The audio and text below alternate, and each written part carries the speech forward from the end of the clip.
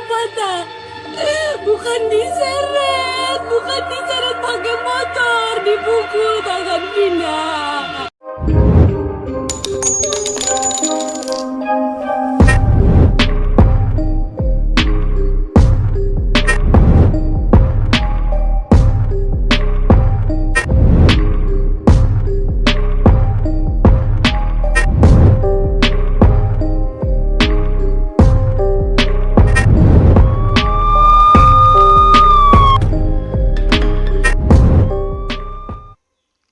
Kasus kali ini merupakan kisah yang dialami oleh sepasang kekasih yang dieksekusi dengan cara yang sangat kejam.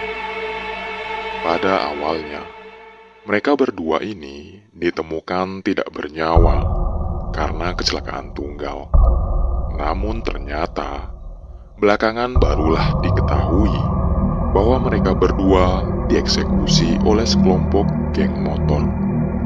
Bagaimana cerita lengkapnya? Simak kisah nyata berikut ini.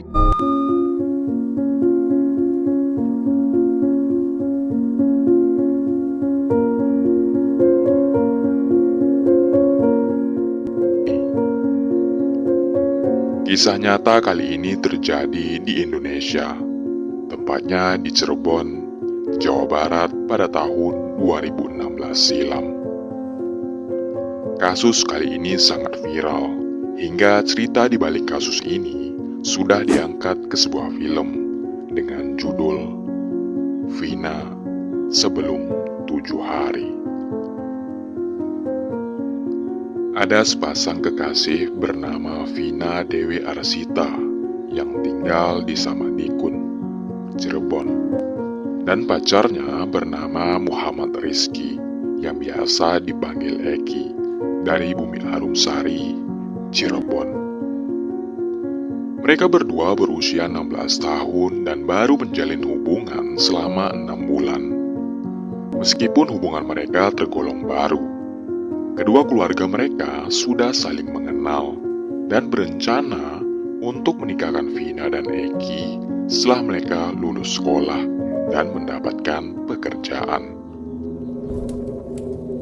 Eki memiliki teman-teman yang tergabung dalam sebuah geng motor, dan dia sering menghabiskan waktu dengan mereka dan mengajak Vina untuk ikut serta. Suatu hari, Eki memperkenalkan Vina kepada teman-temannya. Vina, dengan parasnya yang cantik, memang menarik perhatian, termasuk teman-teman Egi. Salah satunya adalah Egi, yang meskipun tahu bahwa Vina adalah pacar sahabatnya, namun tetap sering menggoda Vina. Awalnya, godaan Egi masih dianggap biasa, tetapi lama-kelamaan, sikap Egi mulai mengarah pada pelecehan verbal. Suatu hari, Vina sangat marah karena perlakuan Egi yang semakin tidak pantas. Dengan emosi, dia meludahi Egi karena merasa sangat tidak nyaman. Tindakan ini membuat Egi merasa sangat dendam, tidak terima atas penghinaan tersebut. Rasa dendam inilah yang memicu peristiwa mengerikan berikutnya. Sekarang, mari kita masuk ke dalam kronologi kejadiannya. Pada tanggal 27 Agustus tahun 2016, sekitar pukul 10 malam, Vina dan Eki ini bersama beberapa teman mereka yang merupakan anggota geng motor melintasi sebuah jalan di kawasan Kali Tanjung, Cirebon. Karena sudah larut malam, kondisi jalan saat itu cukup sepi. Tidak ada orang sama sekali. Setelah melewati SMP Negeri 11 Kali Tanjung, di tengah menikmati malam kota Cirebon, tiba-tiba ada sekelompok orang datang dari arah belakang. Kelompok itu berjumlah 11 orang dan langsung mengejar Eki Vina, serta teman-teman mereka. Tidak hanya itu, mereka juga melemparkan batu ke arah Egi, Vina, dan teman-temannya. Karena jumlah mereka kalah banyak dan tidak ingin mencari masalah, Egi, Vina, dan teman-temannya memutuskan untuk kabur dari pengejaran geng motor tersebut. Mereka kabur dengan cara terpisah. Namun anehnya, para anggota geng motor tersebut tidak mengejar teman-teman Egi dan Vina. Mereka hanya mengejar Egi dan Vina, menunjukkan bahwa tujuan mereka memang hanya untuk mengejar pasangan ini. Ada dua versi cerita mengenai kejadian tersebut. Versi pertama. Versi ini mengatakan bahwa Vina dan Egi berhasil dikejar oleh geng motor tersebut setelah mereka dipepet menggunakan sebilah bambu. Sehingga mereka berdua terjatuh di flyover Kepompong, Kecamatan Talun, Cirebon. Versi kedua. Menurut cerita, Egi dan Vina sebenarnya sempat berhasil kabur dari kejaran geng motor. Namun, tidak tahu apa penyebabnya. Mereka memutuskan untuk kembali melalui jalan di depan SMP Negeri 11 Kalitanjung, berpikir bahwa para geng motor sudah pergi. Namun, dugaan mereka salah. Saat mereka melintasi jalan tersebut, ternyata para anggota geng motor itu sudah bersiap-siap di depan sekolah. Ketika melihat Vina dan Egi, geng motor tersebut langsung menangkap dan menganiaya mereka. Meskipun ada perbedaan dalam detail cerita, keduanya berakhir dengan tragis di tempat yang sama. Vina dan Egi dieksekusi di flyover Kepompong. Setelah dianiaya menggunakan sebilah bambu hingga lemas dan tidak sadarkan diri, Egi dan Vina diseret ke atas motor dan dibawa ke tempat yang sepi untuk dieksekusi. Lokasi eksekusi tersebut adalah di Jalan Perjuangan Kota Cirebon, sebuah lahan tanah kosong tepat di depan SMP Negeri 11 Kalitanjung. Di sana, mereka berdua disiksa oleh anggota geng motor tersebut. Kondisi jalanan yang sepi membuat tidak ada yang melihat atau membantu. Mulanya, target geng motor itu hanya Egi. Mereka memukulnya tanpa ampun hingga Egi tidak bisa melawan dan akhirnya tewas di tempat itu. Vina, yang berada tepat di samping jasad Egi, tidak bisa berbuat apa-apa karena semua anggota geng motor tersebut adalah laki-laki yang tenaganya jauh melebihi dirinya. Akhirnya, Vina pun menjadi bulan-bulanan mereka. Vina yang lemas sempat bangun tersadar. Namun salah satu eksekutor mengambil kesempatan untuk membenturkan kepala Vina ke salah satu motor dari geng mereka. Kemudian, mereka kembali membenturkan kepala Vina ke tanah. Namun ada yang mengatakan juga ke aspal dengan kejam. Tidak puas dengan itu, mereka mengambil sebilah balok dan memukul bagian tangan Vina dengan sangat parah. Mereka juga mengambil motor dan tindas kaki Vina hingga hancur. Sementara itu, fokus utama para eksekutor adalah pada Egi. Namun, salah satu pelaku atau eksekutor yang fokus pada Vina adalah si Egi, yang merasa dendam terhadap Vina. Dia memanfaatkan situasi ketika Vina masih bernapas untuk memperkaosnya. Egi mengajak semua eksekutor untuk secara bergilir memperkaos Vina. Setelah mereka puas memperkaos Vina, barulah mereka mengambil balok dan menghantamnya ke bagian tubuh Vina, dan Vina pun tewas. Setelah mengakhiri eksekusi kedua pasangan tersebut, para pelaku panik. mencari cara untuk menghilangkan jejak mereka. Mereka punya ide untuk membuat skenario seolah-olah kejadian itu hanya kecelakaan tunggal. Mereka membawa jasad Egi dan Vina ke tempat terakhir mereka ditangkap, yaitu di flyover Kepompongan. Lokasi itu sangat sepi, sehingga mereka bisa merekayasa kejadian dengan membuat seolah-olah Egi dan Vina menabrak trotoar, menyebabkan kecelakaan fatal terjadi. Mereka juga memanfaatkan tiang lampu di sana untuk skenario tersebut. Jasad Egi dan Vina kemudian diletakkan di jalanan flyover tersebut dan ditinggalkan. Keesokan harinya, pada tanggal 28 Agustus, seorang pengendara melintasi flyover Kepompongan dan melihat dua jasad beserta motornya tergeletak di sana. Dia segera melaporkan kejadian tersebut kepada pihak kepolisian yang datang langsung ke tempat kejadian perkara. Setelah tiba di TKP, pihak kepolisian melihat kondisi yang sebenarnya sudah direkayasa, namun langsung menyimpulkan bahwa itu merupakan kecelakaan tunggal.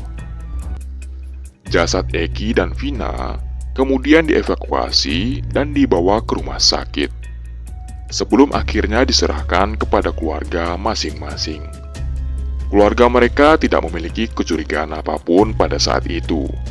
Mereka sudah ikhlas dengan kepergian Vina dan Egi. Kejanggalan mulai terlihat ketika jasad Vina dimandikan. Dan yang pertama kali menyadari keanehan adalah neneknya. Saat memandikan jasad Vina, neneknya melihat luka-luka yang sangat aneh. Sebuah luka yang seolah-olah dihantamkan berkali-kali. Ini tidak masuk akal, karena dalam kecelakaan tunggal, luka biasanya hanya terjadi sekali akibat hantaman satu kali. Namun, luka dan lebam yang dialami Vina sangat tidak biasa, terutama di bagian kakinya yang menunjukkan sebuah bekas dilindas secara berulang. Selain itu, wajah Vina juga terlihat aneh, seakan-akan telah dihantam berkali-kali dengan benda tumpul. Ini tidak sesuai dengan logika, karena kecelakaan yang diduga adalah tabrakan dengan tiang listrik tidak akan menyebabkan luka serius seperti itu. Neneknya berusaha untuk tetap berpikir positif dan mengikhlaskan semuanya. Akhirnya, jasad Vina dimakamkan dengan tenang di TPU Kisangu, Desa Jadimulya. Kepolisian tidak langsung menyimpulkan bahwa itu adalah kecelakaan tunggal. Kecurigaan nenek Vina sejalan dengan kecurigaan pihak kepolisian. Tetapi, pihak berwajib memilih untuk melakukan penyelidikan terlebih dahulu sebelum memberi keluarga. Setelah jasad Vina dan Egi dibawa ke rumah sakit dan dilakukan otopsi, ditemukan kejanggalan-kejanggalan yang sangat mencurigakan. Pihak kepolisian diam-diam mulai menyelidiki keanehan tersebut. Sementara keluarga hanya diberitahu bahwa anak-anak mereka meninggal akibat kecelakaan tunggal. Pendapat kepolisian semakin kuat bahwa ini bukan kecelakaan setelah teman-teman Vina dan Egi yang ikut dikejar oleh geng motor melaporkan kejadian tersebut. Mereka mengatakan bahwa mereka sempat bersama-sama sebelum akhirnya terpisah ketika dikejar oleh geng motor. Pihak kepolisian melakukan penyelidikan yang berlangsung selama 4 hari. Akhirnya, berdasarkan bukti dan kesaksian, pihak kepolisian menemukan titik terang bahwa ini adalah kasus eksekusi, bukan kecelakaan. Pelakunya adalah salah satu geng motor yang ada di lokasi dengan inisial MRK. Proses penangkapan tersangka dilakukan pada tanggal 31 Agustus tahun 2016. Awalnya, pihak kepolisian meminta keterangan dari berbagai saksi dan menanyakan apakah ada geng motor yang sering berkeliaran di daerah tersebut, serta mencari tempat mereka berkumpul. Setelah mendapatkan informasi keberadaan geng motor tersebut, ternyata ada di Jalan Perjuangan Majasem, Kampung Situbangga. Polisi langsung melakukan pengejaran dengan bermodalkan informasi dari beberapa saksi.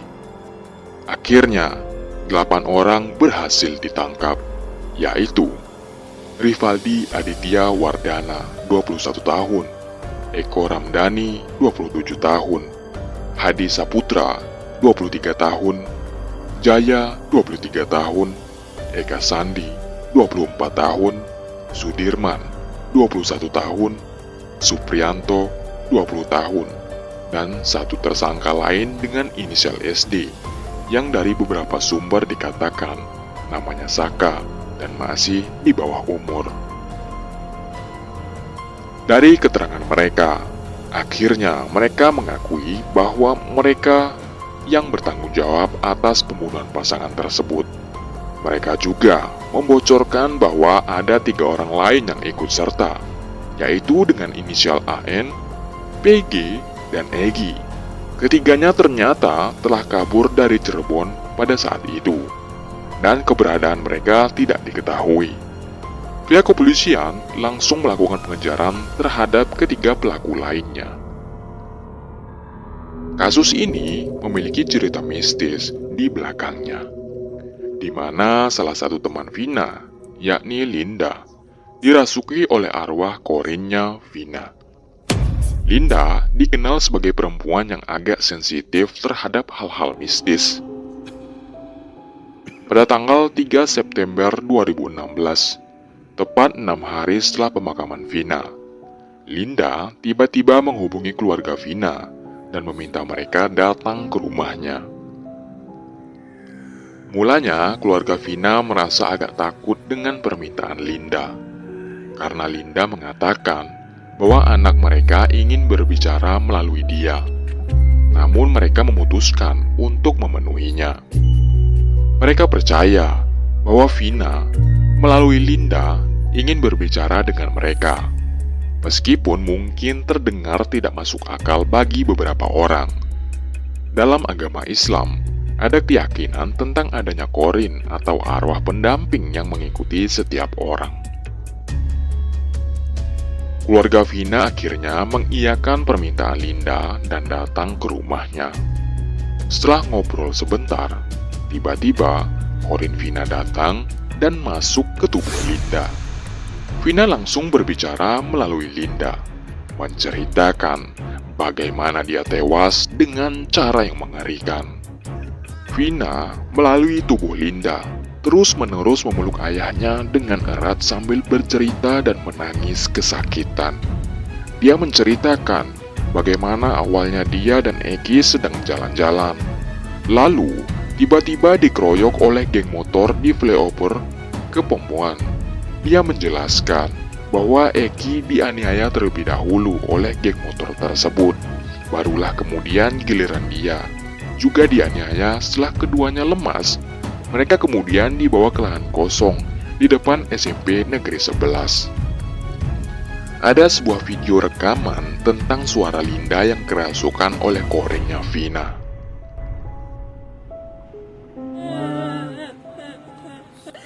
Berapa orang yang nganuin Dede tuh? 12 orang.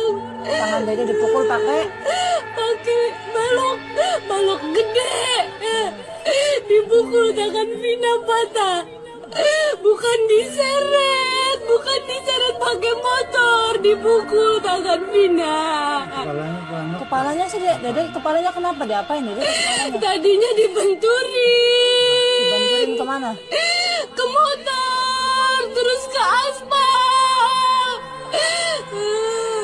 Vina mau ketemu mama. Mamanya susah, mama di sana nangis aja, kasihan. Dede nggak boleh kayak gitu sama mama. Mama juga kamu kasihan mama dek, mama juga di sana kepikiran, mama di sana nggak ada siapa-siapa dek. Mama cari duit buat Vina, Iya. dibunuh sama orang. Mama makanya di sana pingsan terus mama dek. Vina memberitahu bahwa sebenarnya dia tidak mengenal semua anggota geng motor tersebut. Namun, dia mengungkap bahwa Eki, pacarnya, mengenal salah satu dari mereka, yaitu Egi, yang merupakan teman satu tongkrongan Eki. Vina menjelaskan bahwa Egi adalah orang yang menyukainya. Vina juga mengatakan bahwa dia diperkaos oleh para anggota geng motor tersebut, bahkan di hadapan Egi. Saat itu, nasib Egi tidak diketahui apakah masih hidup atau telah tewas.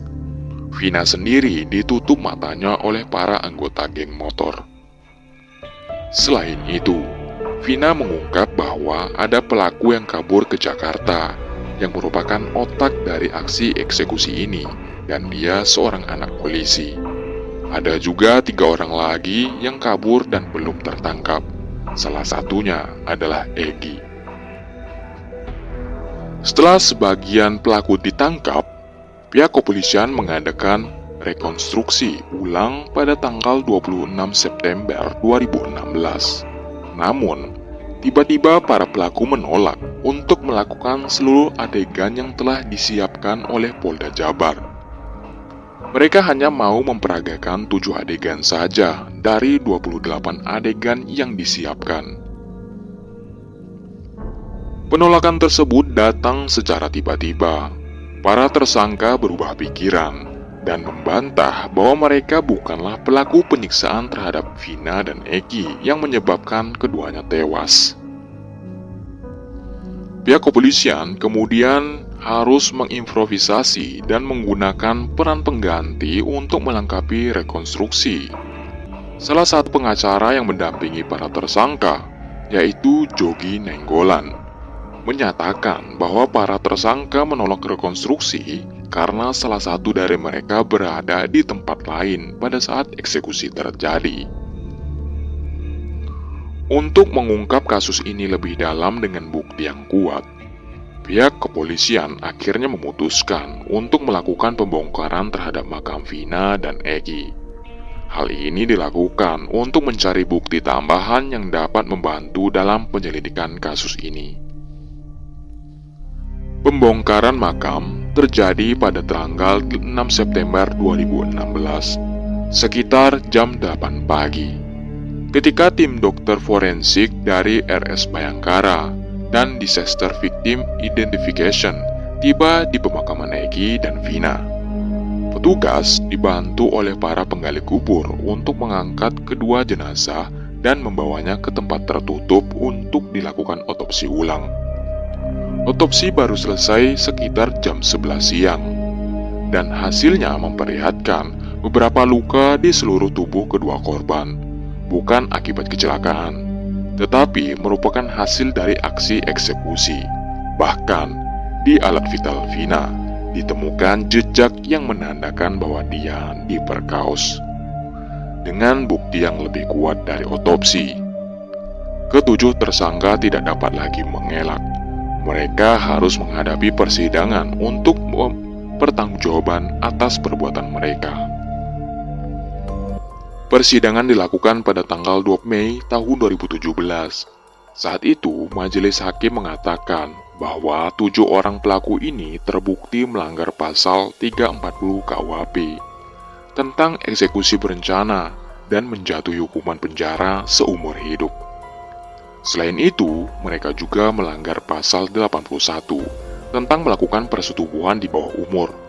Namun, mereka semua tidak terima dengan putusan hakim tersebut. Mereka mencoba untuk naik banding. Sementara 1 orang divonis 8 tahun penjara dan saat ini sudah bebas. Update tentang 3 pelaku yang masih buron, yakni Peggy Setiawan atau Perong, akhirnya ditangkap di Bandung, Jawa Barat, Selasa 21 bulan 5 2024 malam. Dengan ditangkapnya Peggy, berarti masih ada 2 terduga pelaku lain yang masih buron, yakni Andi dan Dani. Kisah tragis ini mengingatkan kita akan kekejaman yang dapat terjadi dalam kehidupan nyata. Pentingnya keadilan dan ketegasan hukum dalam menangani kasus kejahatan yang melibatkan kekerasan. Semoga kasus semacam ini dapat memberikan pelajaran bagi masyarakat untuk lebih waspada dan berupaya mencegah terulangnya kejadian serupa di masa depan. Oke lah guys, cukup sekian video yang saya bawakan. Sampai ketemu lagi di video-video selanjutnya. Kritik dan saran sangat membantu. Bye-bye.